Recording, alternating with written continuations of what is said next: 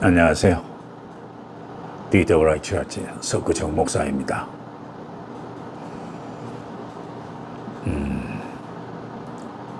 여러분 혹시 그 지난번에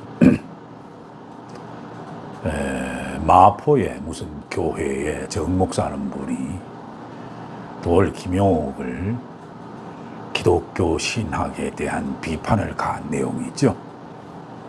그 내용을 저도 자꾸 하기가 싫어서 안 하려고 했는데 제가 결심을 했습니다. 꼭 내가 무슨 삼자적인 입장에서 뭐 심판자도 아니고 이것도 아니고 저것도 아닌 무지랭이가 계속 하는 것이 옳으나 싶어서 오늘 이 이야기를 끝으로 저는 저 나름대로 생각한 부분을 드러내므로 이 비판은, 즉 남 얘기에 대한 비판은 저는 끝내려고 합니다. 제가 만들어 놓은 자료에 의한 것을 보면 돌은 십자가의 대속으로 이루어진 구원 역사를 그거를 한마디로 말하자면 사람의 말장난, 또 이것이 이제 동양적 개념으로 깨달음, 이와 같은 것으로 격화를 시켜 하나님의 은혜와 하나님의 구속하심에 대한 것을 조롱하고 있다. 이렇게 총체적으로 평가를 하는 것 같아요. 저는 이것을 이해합니다. 왜냐하면 기독교는 바울 신학을 전제로 해서, 저한테는 목사니까 바울이 저한테는 선배가 되겠죠. 그 선배가 하는 말이 내가 전하는 복음 이외의 복음을 전하는 자는 저주를 받으라고 그랬으니까, 바울이 쓰는 용어와 바울이 쓰는 생각하는 방식과 또 바울이 생각하는 그러한 구원관으로 가지 않으면 모조리 다 저주를 받으라고 그러니 공격적으로 될 수밖에 없잖아요. 그러므로 말은 안 했지만 돌 김용옥 너 저주받아 뭐 이런 소리를 하고 싶었겠죠? 그래서 이제 뭐 여러 가지 다른 애둘러서 비판을 썼지만은 아마 그 본심은 그거였을 겁니다. 뭐 그렇게 한들 뭐 어떡합니까? 그래서 이런 기회 때에 그 마포에 있는 정 목사가 한 내용을 주제화를 좀 끊어가지고, 막판이니까 여러분들에게 한번 저 나름대로 설명을 한번 드릴까 싶어요.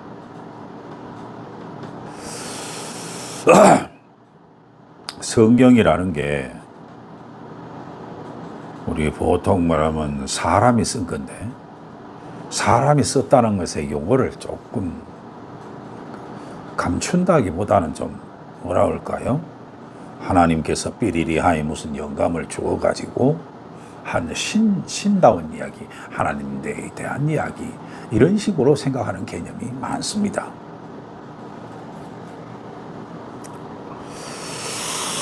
글쎄요, 나 이 부분에 대해서는 말이죠, 저는 굉장히 할 말이 많습니다. 왜냐하면 이 예언이 성취되었다 그 말을 딱 가져와 가지고요 하나하나 분석을 해보면요, 이게 그 결정론인가? 이와 같은 의심이 생겨요. 즉 말하자면 예수님께서 오시기 전에 약 한 700년 전의 어떠한 예언이 적중을 했다. 이렇게 돼서 성경에 대해서 절대성을 부여한다? 이와 같은 신학적으로 좋은 말을 갖다 붙여서 이렇게 하면 그럴듯하죠. 그런데 이거를 나한테 끌어와서 보면은 뭐가 되냐면, 일정한 700년 전에 있었던 과거의 어떠한 정보를 700년 후에 내가 현재, 700년 후의 현재, 거기다가 사건에다가 끼워 맞춰서 그거를 의미 부여한다? 이것이 불교적으로 말하면 전형적인 상견에 해당되거든요. 뭐냐면 변하지 않는 무슨 알맹이 실체가 있다라고 하는 겁니다. 참나.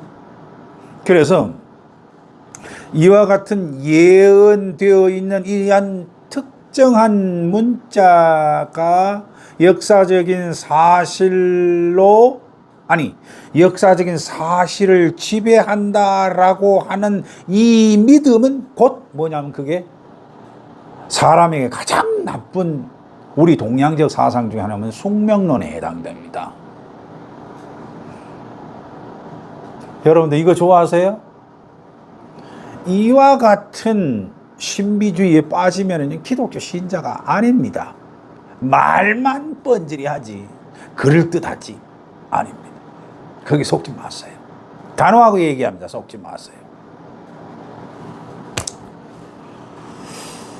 그 다음에 저기 뭡니까 십자가 대속 문제 있잖아요.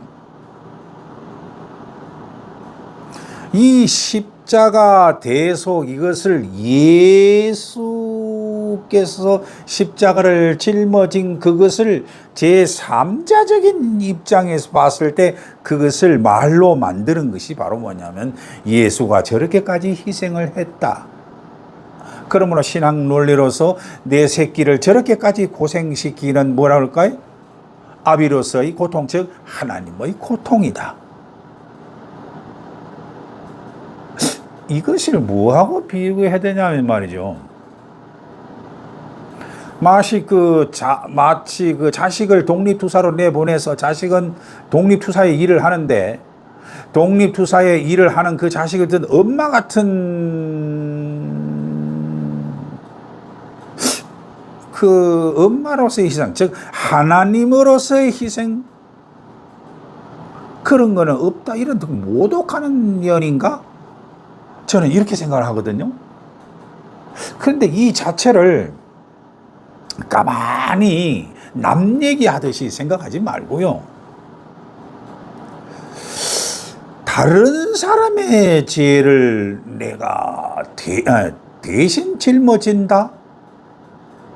이거는 우리 동양적 사상에 있는 자업자득이라고 하는 뭐라고 할까요? 인과율이라고 하나? 그러한 것에 적용을 약간 비켜난 방편적인 설명이 되거든요.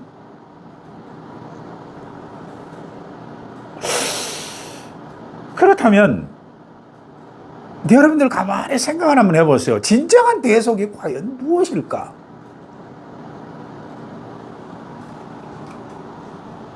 여러분들 진정한 대속이 과연 무엇일까를 여러분들 생각 한번 해보세요. 과연 내 대신에 외부에서 희생해 주는 것이 진정한 희생입니까? 외부에서 나 대신에 희생해 준다. 이것은 이스라엘에서 있는 종교의 한 문화 현상입니다. 왜? 여러분들 가만히 생각하면서요. 내 대신해서 죄를 속량해 준다는 것이 나의 진정한 대속입니까? 여러분 그렇게 생각하세요?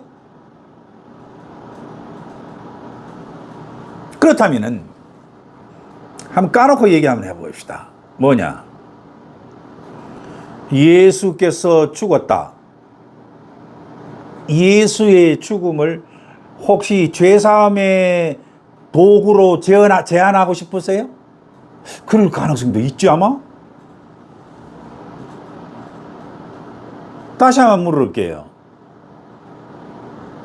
예수의 죽음을 오직 죄사함의 도구로 딱 이렇게 머릿속에 박제되어 있는 개념이 여러분들 속에 있습니까? 그러면 예수를 몰라요. 여러분 모르는 거. 내가 단언하게 얘기하는데 그러면 예수를 모릅니다. 예수가 왜 위대하냐?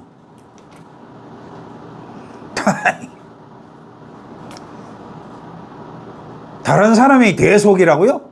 어림도 없는 소리입니다. 예수께서 하신 복음서를 보면 하나에서부터 10가지가 전부 다 찌질이, 루저, 별 볼일 없는 사람들, 있는 사람, 없는 사람, 모조리 다 더군다나 그런 사람들에게 같이 고통을 같이 하며 자기 몸처럼 여겼잖아요. 자기 몸. 그래서 뭐예요? 내 몸이 아프듯이 적극적으로 사랑하는 그 모습을 스스로 예수의 길, 고난의 길을 택해서 걸었잖아요. 그것 때문에 예수가 위대한 것이지, 예수의 죽음이 나의 죄를 대속한 그것 때문에 위대합니까? 여러분, 정말로 그래요? 아우, 그거 못해요. 저는, 여러분들 그렇게 생각한다면 저는 할 말 없어요. 근데 저는 저한테 적용시키지 마세요. 정말입니다. 저는 저한테 그걸 적용시키지 마세요. 그 다음에 이제 그 마지막으로 나온다는 얘기가 무슨 돌이 정말로 그런 얘기를 했는지는 잘 모르겠는데 확실하게 내가 귀담아서 결정을 보지는 않았는데 예수 그리스도의 십자가 대속만이 유일한 구원의 길이다. 이게 기독교 신자들이 생각하는 방향 아닙니까? 그래서 이거를 부정을 하게 되면 사람을 잘못된 길로 인도를 한다. 딱 이게 전형적인 바울 스타일이거든요.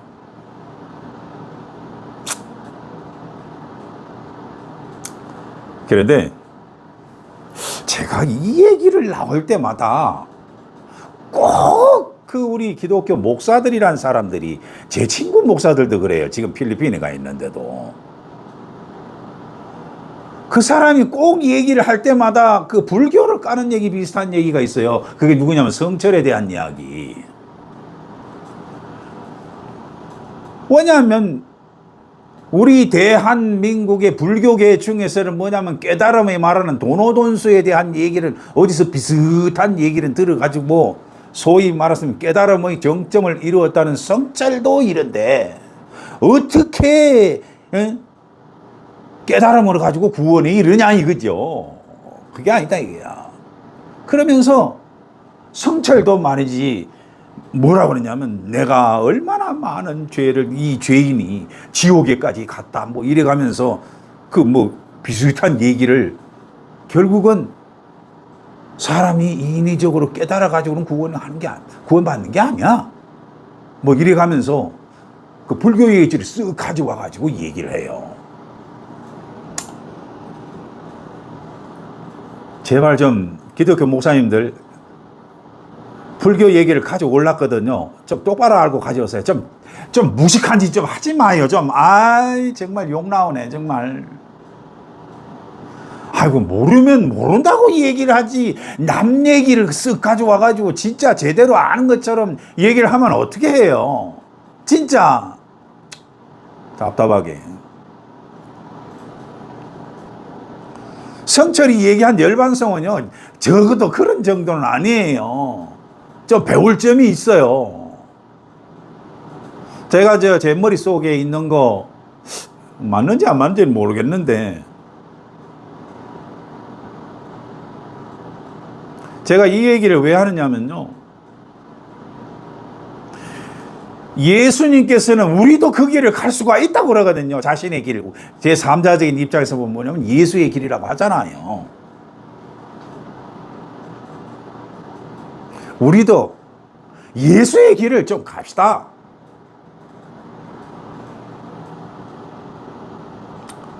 우리가 기독교인이면서 하나 경계해야 되는 것은 뭐냐면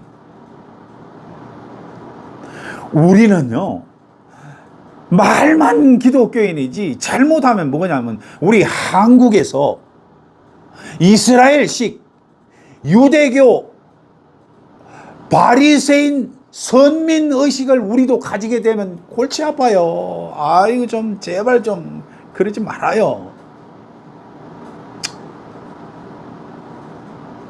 아우 저는 이런 부분이 오면은요. 아우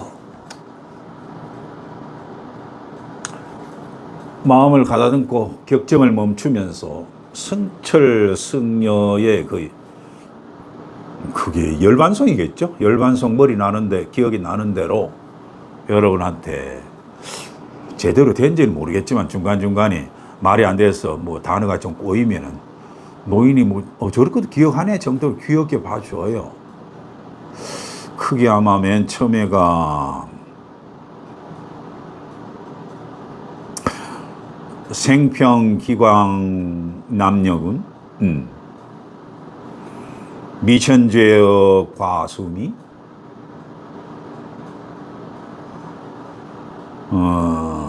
그 다음에 활암아비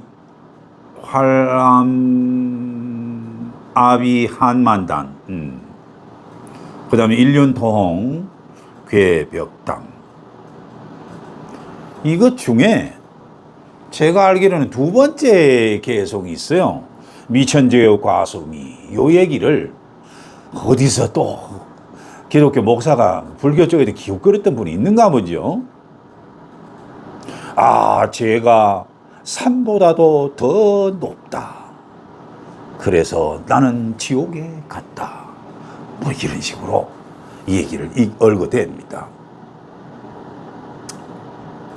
저는 이 열반송을 딱 그 당시 때에 제 머릿속에 기억나는 거는요, 딱 하나만 와 있습니다. 하나는 바울과는 정반대적인 말을 했어요.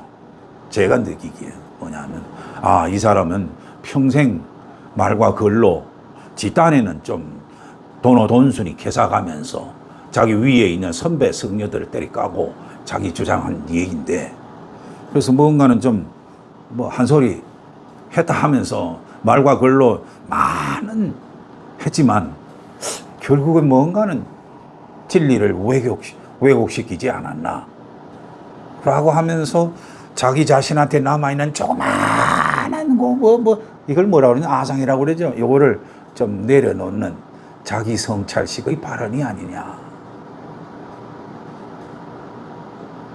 그래서 기껏해가지고 우리 기독교인 목사들부터 출발해가지고 불교 고승도 기껏 해봐야 죄인임을 고백한 거 알아? 이런 식으로 따지겠죠. 거꾸로입니다. 이야, 진리 앞에서 가만히 보니까 내가 이때까지 말과 글로 해왔던 모든 업적이나 이런 것들이 그냥 배설물처럼 툭 던져버리다. 이것이 기독교에는 뭐가 있는 줄 아세요? 요게 바로 바울이 얘기를 한 예수님께서 얘기한 자기 부인입니다. 바울은 뭐예요? 내가 심컷 남은 구원시켜주지 않고 정작 나는 구원을 못 받을까 두려워하노라. 요것의 기독교적인 각색이라고 저는 생각합니다.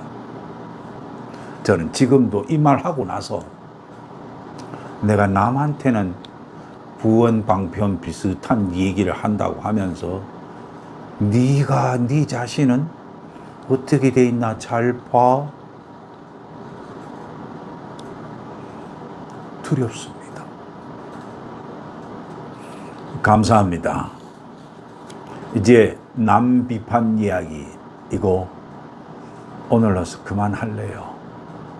별로 의미도 없는 얘기 아닙니까?